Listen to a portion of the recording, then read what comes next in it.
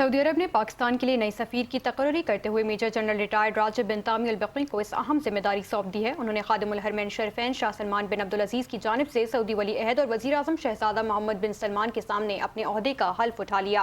हल्फ बर्दारी की तकरीब में सऊदी वज़ीर ख़ारजा शहज़ादा फैसल बिन फरहान भी मौजूद थे। राजा बिन तामी अल बकी जल्द पाकिस्तान पहुँच कर अपनी सिफारती जिम्मेदारियाँ संभालेंगे। राजा बिन तामी का शुमार सऊदी अरब के तजुर्बेकार सिफारतकारों में होता है। वो इससे कबल भी मुख्तलिफ ममालिक में अहम सिफारती जिम्मेदारियाँ अंजाम दे चुके हैं और बैनुल-अक़वामी उमूर में वसी तजुर्बा रखते हैं। पाकिस्तान में उनकी तैनाती ऐसे वक्त में अमल में आई है जब इस्लामाबाद और रियाद के दरमियान सियासी, दिफाई, इक़्तिसादी और सरमायाकारी समेत मुख्तलिफ शोबों में दो तरफा ताउन मज़ीद मजबूत हो रहा है।